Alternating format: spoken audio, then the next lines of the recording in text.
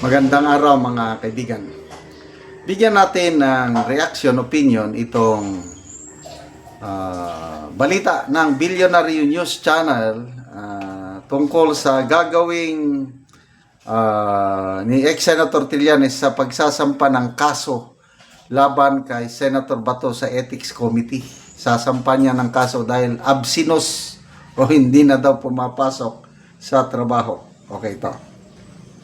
De La Rosa could soon face an ethics complaint as questions mount over his continued absence from the Senate. Hannity is on the line for more details. Go ahead, Hannah. Robert, Senator Bato de la Rosa may just be facing an ethics complaint if he continues to stay absent in the coming months. Former Senator Sonny Trillanes earlier warned that he will file the complaint against De La Rosa within a few months, possibly before a new Congress in June, as he is giving De La Rosa time in case he changes his mind. Trillanes said the funding for De La Rosa's office is a waste over his non-attendance at the Senate. This after Senate President Tito Soto said anyone who protests anything over a lawmaker may file an ethics complaint against them. Soto acknowledged Trillanes' plan and once finalized, they will process it according to Senate rules. De La Rosa's no-show began mid-November of 2025 following reports of an ICC warrant against him over the bloody war on drugs while he was PNP chief. Robert, this Wednesday, De La Rosa broke his silence as he celebrated his 64th birthday and said he's waiting for justice to take over. De La Rosa reiterated he cannot surrender in this ICC issue as it's a shame to Philippine heroes who fought hard for sovereignty. Meanwhile, Trillanes earlier alleged that the knowledge he has on De La Rosa's whereabouts is being leaked by the senator's contacts in the PNP. As of monitoring, Robert, authorities have yet to disclose De La Rosa's latest location. Back to you. Thank you for that report, Hannity. Okay.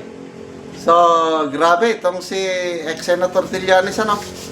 Katatapos lang yung pagsampa niya ng plunder and graft cases laban kay BP Sara sa Ombudsman.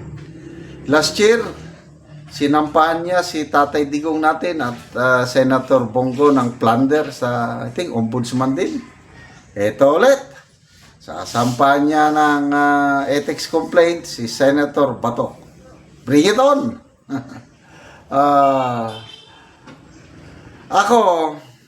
Kung ako ang nasa kalagayan ni Senator Bato,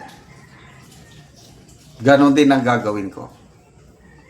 Mahirap na yung kumpiyansa ka, bigla ka lang damputin, baka nga, ito, opinion ko lang ito baka nandyan na yung warrant of arrest. Kasi si Attorney Harry Roque mismo ang nag-warning kay Senator Bato na magpakanlong o magpaposas ka na sa korte. Ganon ang pagkakaalala ko sa warning niya, no. Ibig sabihin, magpatulong siya sa korte. Kasi nga, ang korte lang ang makakapag-pigil na hindi siya aristuhin muna ng government authorities once na nandyan yung warrant of arrest. So ako, may duda ako, duda lang ito kasi November pa yung November pa yung pag-announce ni Ombudsman Boying Rimulya na may warrant of arrest. November, December, January, lalabas at lalabas yan. At hindi na pwedeng maulit pa yung nangyari kay Tatay Digong. Kaya para sa akin, tama lang na magtago muna si Senator Bato de la Rosa hanggat hindi, sana nga may lalabas na kasi kung lalabas na yung warrant of arrest, pwede nang gumalaw yung abogado ni Senator Bato para hilingin sa Korte Suprema na ang Philippine government susunod na sa guidelines. Dahil ang guidelines ng Korte Suprema, hindi pwedeng basta-basta huliin ng gobyerno ang tao at isusurrender kaagad sa foreign country o foreign court. Wala namang assurance kasi na ang gobyernong ito isusunod sa guidelines ng Supreme Court. Kaya, ayun, nagtatago. So, kailan isasampa?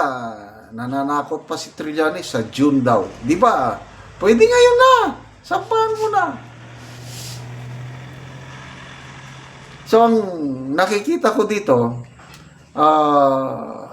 gusto nilang, ito, again, opinion ko lang ha, gusto nilang mabawasan ang mga senador na tutulong kay VP Sara sa impeachment niya. Huwag tayong magtaka, baka one of these days, meron ng warrant of arrest laban kay Senator Joel Villanueva, laban kay Senator Jinggoy, tapos Bato. Di, 3 nang maalis. Kailan?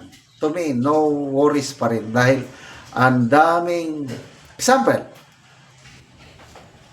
3 mawawala. Bato, Jinggoy at ano. Hindi sila makaboto. Parang abstention din yun.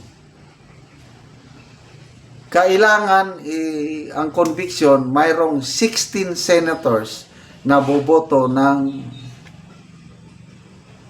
conviction at mahihirapan sila doon.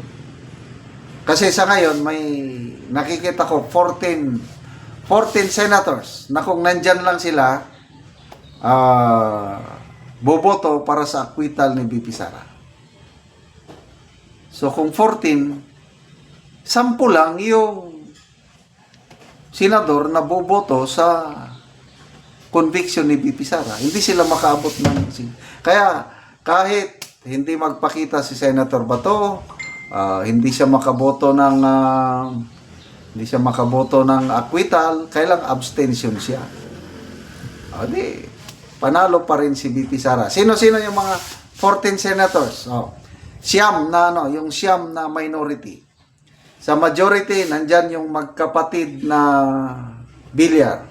Nandyan si Senator Zubiri.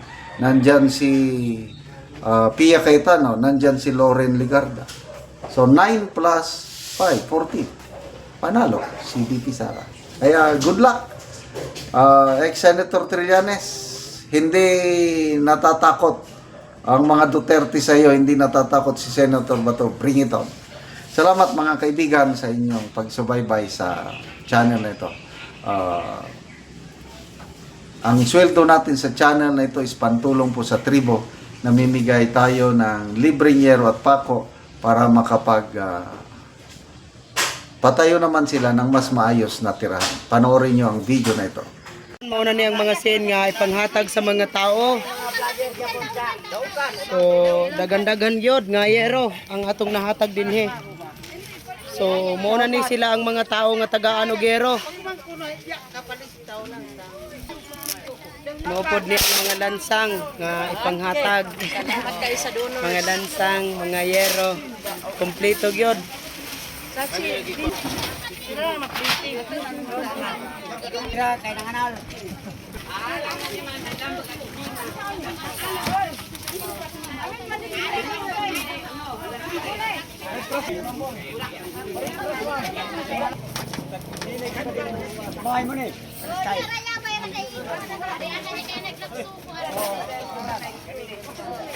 Butangan og pangalan sa kada isa.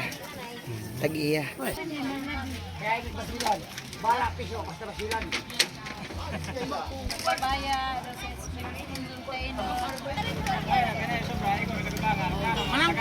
Magbahin-bahin na, modala na sa iyang bahin ang kada isa.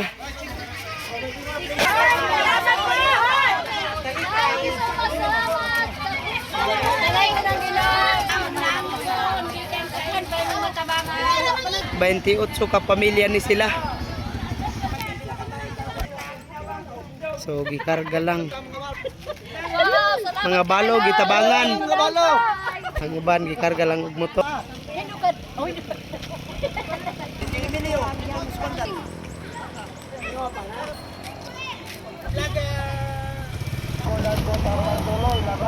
Hey, kasi bulik ko. Hoy.